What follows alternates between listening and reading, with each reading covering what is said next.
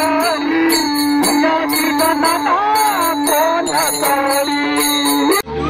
सगळ्यांचं स्वागत आहे।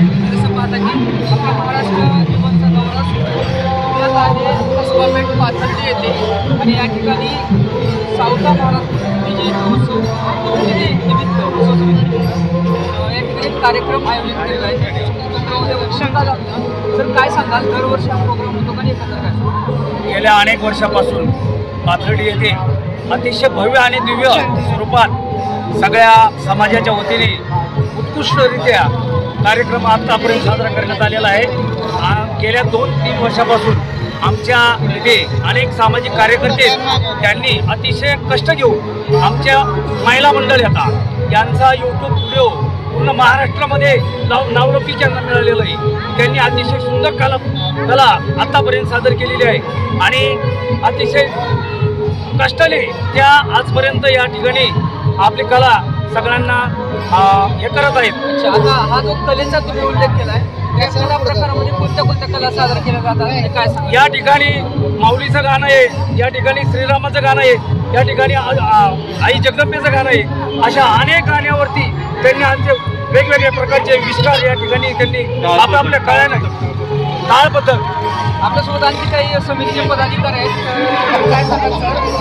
तुमच्याकडे येतो सरांकडे जातो, मला सांगा की किती वर्षापासून हा उपक्रम सुरू आहे आणि आगामी काळामध्ये तुमच्या काय योजना आहेत? इतिहास काय?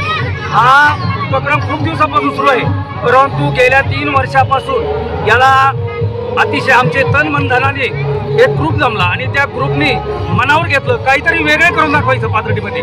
आणि मग पाथर्डीमध्ये अशा चांगल्या प्रकारचे लोकांना सुद्धा याचा काहीतरी प्रेरणा मिळाली पाहिजे। मग आमचं पाहून बऱ्याचशा समाज मंडळांनी की अशा प्रकारचं एक लोकांना आपल्या एकजुटीचं दाखवलं पाहिजे आणि मग अशा प्रकारचं सगळेजण एकत्र येऊन जातीभेद सगळा लहान मोठा थोर कोणी नाही, सगळा समाज हा एक आहे।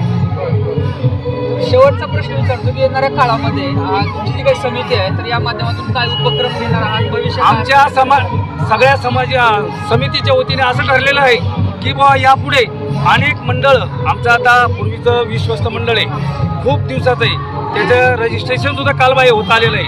आम्हाला सर्व मित्रांना, सर्व समाजातल्या लहान थोर वरिष्ठांना, ज्येष्ठ मार्गदर्शकाच्या नावाखाली आम्हाला एक मंडळ स्थापन करायचे आहे। चांगल्या प्रकारचे 3 मंडळ, महिला मंडळ करायचं आहे, ज्येष्ठांचं मंडळ करायचं आहे, नंतर उच्चाधिकार समितीचं करायचं आहे आणि त्यांच्या मार्गदर्शनाखाली अजून उत्कृष्ट असं चांगल्या प्रकारचा उपक्रम कसा साजरा करण्यात येईल असं आम्ही सर्वांच्या मार्गदर्शनाखाली देणार आहेत।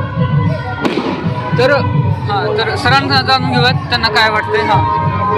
महात्मा फुले समता परिषदच्या वतीनं वर्षभर वेगवेगळे कार्यक्रम लावले जातात। प्रथम म्हणजे सावित्रीबाई फुले जयंती असेल, संत सावता महाराज पुण्यतिथी असेल आणि महिलांच्या बाबतीत जर महिलांचं आपलं खूप महाराष्ट्रात नावलौकिक असं टाळपदक आपण तयार केलेलं आहे। या टाळपदक माध्यमातून महिलांचे आपण विविध उपक्रम घेतो, त्यामध्ये आपलं संक्रांतीचा कार्यक्रम असेल, अशा आपण विविध कार्यक्रम घेत राहतो। इथून पुढेही आम्ही बऱ्याचशा प्रकारचे वेगवेगळे आम्ही कार्यक्रम घेण्याचा प्रयत्न करणार आहोत आणि ह्या सर्व याच्यामध्ये महात्मा फुले मंडळ व संत श्रेष्ठ सावता महाराज मंडळाच्या वतीनं सर्व कार्यकर्ते, सर्व समाज बांधव या कामामध्ये सक्रिय सहभागी आहेत आणि करत राहतील एवढीच ग्वाही देतो। धन्यवाद। मंडळाची सांगितली तर तुम्हाला अजून काय वाटते की या माध्यमातून समाज प्रबोधनपर काही कार्यक्रम घेतले जातात का किंवा काय सांगा?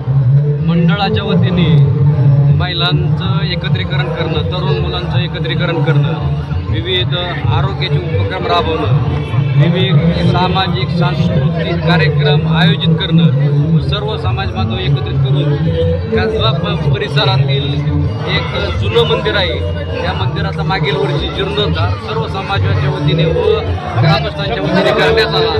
यामध्ये आमच्या मंडळाचे दत्ताशेठ सोनटक्के असतील, नागराज बांबळे असतील, साखरे गुरुजी असतील, योगेश साखरे असतील, पाहू शकता की या ठिकाणी समितीच्या वतीनं जवळपास गेली 70 वर्ष झाला उपक्रम सुरू आहे आणि आता ज्या पद्धतीने समितीच्या पदाधिकाऱ्यांनी सांगितलं की दिंडीच्या बाबतीत आपण सांगितलं की 22 वर्ष झाला अव्याहतपणे दिंडी सुरू आहे आणि सावता महाराजांचा जो विचार आहे तो समतेचा विचार, सगळ्यांना सोबत घेऊन जाण्याचा विचार, या विचारावर चालताना दिसतंय. तर अजून काय सांगायचं याबद्दल? म्हणजे आता दिंडीचा इतिहास वगैरे काय आहे आणि आता पुढचे काय तुमच्या भविष्यात? दिंडीची लोकसंख्या वाढत चालली, पण काय झालं, फंड्स कमी पडू राहिले दिंडीला. लोकसंख्या वाढल्यामुळं काही बाबतीत मर्यादा येतात.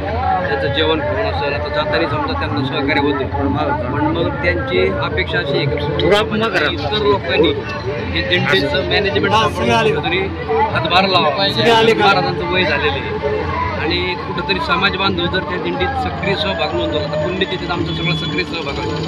म्हणजे सगळे समाजातले जे पदाधिकारी असतील किंवा वेगवेगळ्या पक्षाचे पदाधिकारी असतील, मतभेद वादविवाद सगळं बाजूला सगळे एकोप्याने येते.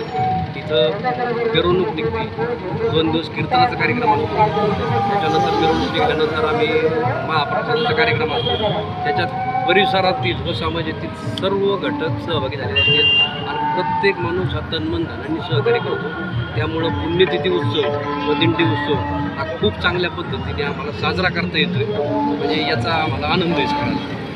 आपण पाहू शकता की अध्यात्म आणि संस्कृती या दोन गोष्टींचा अतिशय सुंदर आणि अनोखा असा मिलाप या ठिकाणी या दिंडीमध्ये आपल्याला पाहताना दिसतोय आणि समितीच्या माध्यमातून एक आवाहन करण्यात आलेलं आहे की महाराजांचं वय झाल्यामुळं काही गोष्टी त्यांना येणाऱ्या काळामध्ये करणं अवघड जात आहे, तर सगळ्या समाजाच्या वतीनं या ठिकाणी कुठेतरी आर्थिक भार उचलण्यासाठीचे सुद्धा प्रयत्न झाले पाहिजेत.